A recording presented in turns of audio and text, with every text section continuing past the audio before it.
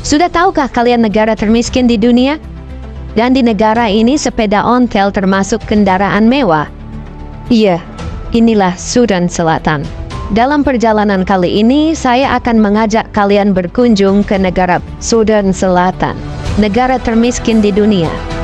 Tetap bersama kami Bolo Dewe Traveler, channel yang selalu menghadirkan seputar perjalanan wisata, pengetahuan alam, tempat-tempat bersejarah, teknologi terbaru, dan kejadian-kejadian luar biasa.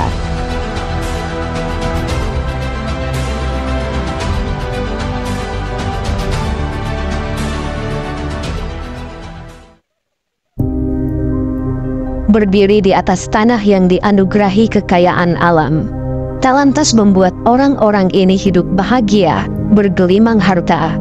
Sebaliknya, kemiskinan justru menjadi bagian tak terpisahkan yang mencengkram erat, di mana impian, harapan, dan kebahagiaan terkubur jauh di bawah tumpukan kesengsaraan. Dan inilah potret Sudan Selatan, sebuah negara di daratan Afrika yang dinobatkan sebagai negara termiskin di dunia. South Sudan atau Sudan Selatan merupakan negara termuda di dunia yang baru saja mendapatkan pengakuan kemerdekaan sejak Juli 2011. Negara yang terletak di timur Laut Afrika ini memiliki luas wilayah sekitar 619.745 km persegi dengan populasinya yang mencapai 11,5 juta jiwa. Selain masih sangat muda, negara kecil ini juga dinobatkan sebagai yang termiskin di dunia saat ini. Bahkan kemiskinannya mengalahkan Burundi yang selama ini dikenal sebagai negara paling miskin. Faktanya, sekitar 9,4 juta atau setara dengan 82% penduduk Sudan Selatan adalah orang miskin, dan mereka hidup dalam lingkaran penderitaan tanpa ujung. Negara Sudan Selatan lahir dari akar sejarah yang panjang. Nama Sudan sendiri berasal dari bahasa Arab, yaitu Bilad as-Sudan, yang berarti tanah orang kulit hitam. Untuk wilayah geografis Afrika Barat, bagian Sudan Selatan Sahara, dan bagian timur Afrika Tengah, istilah Sudan pertama kali digunakan oleh para pelancong Arab dan para pedagang yang merujuk pada keanekaragaman budaya masyarakat kulit hitam asli dari Afrika. Sudan Selatan sendiri sudah sejak lama menjadi sasaran wilayah penjajahan dan penaklukan serta perdagangan budak.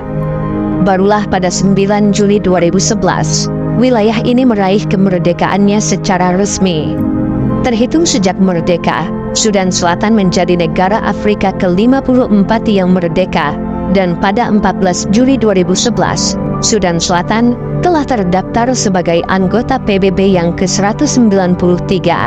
Sudan Selatan telah bergabung dengan Komunitas Uni Afrika sebagai negara ke-54, tepatnya pada tanggal 27 Juni 2011. Masih dalam tahun yang sama, Google Maps mengakui kemerdekaan Sudan Selatan ketika peluncuran inisiatif pemetaan crowdsourcing telah dilakukan secara besar-besaran. Setelah mendapatkan kemerdekaan, saat ini Sudan Selatan menjadi rubah bagi lebih dari 60 etnis, di mana etnis Dinka, Nuer, Bari, dan Azande merupakan 4 etnis terbesar di wilayah ini. Orang-orang di sini berbicara menggunakan bahasa Inggris dan bahasa Sudan Selatan seperti bahasa Swahili, Nilo Sahara, dan Chad. Penduduk Sudan Selatan memeluk agama Islam, Kristen, dan animisme tradisional Afrika. Meski telah mengukuhkan kemerdekaan, nyatanya kondisi ini tak lantas membuat kehidupan penduduknya lebih baik. Sebaliknya, setelah 13 tahun merdeka, Sudan Selatan justru dinobatkan sebagai negara yang paling miskin di dunia. Sebagai negara termiskin di dunia, kehidupan masyarakat Sudan Selatan selalu diwarnai kesengsaraan, infrastruktur yang minim, pemerintahan yang korupsi, kelaparan, kekeringan, bencana alam, serta konflik yang tidak berkesudahan. Wilayah Sudan Selatan sebagian besar merupakan daerah tertinggal, di mana banyak daerah di negara ini tidak memiliki listrik atau air bersih, dan infrastruktur secara keseluruhan masih sangat kurang. Sudan Selatan bergantung pada impor pangan dari negara tetangga, seperti Uganda dan Kenya. Hal ini menyebabkan biaya transportasi yang tinggi, ditambah dengan inflasi, telah menyebabkan harga pangan meningkat secara drastis di Sudan Selatan. Menurunnya produksi pertanian dan ketergantungan pada pasokan pangan asing yang mahal telah berkontribusi terhadap kekurangan pangan yang parah di Sudan Selatan.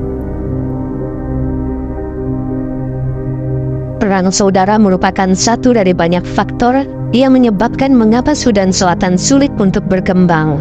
Meskipun telah merdeka, namun perang saudara sering berkecamuk di wilayah ini. Pada tahun 2018 saja, sebanyak 400.000 nyawa hilang dan jutaan orang mengungsi. Menurut informasi yang beredar, keadaan Sudan Selatan masih belum bisa dikatakan damai sepenuhnya. Pasalnya, selalu saja ada kekerasan yang terjadi, perang etnis, hingga krisis kelaparan yang tengah melanda wilayah Sudan Selatan. Sekalipun aksi perdamaian digencarkan, tetap saja masa depan Sudan Selatan tidak pasti. Perang saudara ini memanifestasikan lebih banyak perselisihan, pengungsian, dan guncangan eksternal yang menyebabkan lebih banyak stagnasi dan ketidakstabilan ekonomi, yang mengakibatkan siklus kemiskinan yang tiada henti. Perpecahan sosial, kesenjangan, korupsi, dan peperangan adalah masalah besar bagi negara kecil ini. Secara ekonomi, penduduk Sudan Selatan memang sangatlah miskin, namun negara ini sebenarnya menyimpan harta karun yang luar biasa. Menurut observasi dan penelitian para ahli, tepat di bawah tanah yang mereka injak, terkandung minyak dan gas bumi yang sangat berlimpah. Cadangan minyak Sudan Selatan diperkirakan mencapai 3,5 miliar barel, menjadikannya cadangan minyak terbesar ketiga di Afrika, setelah Nigeria dan Angola.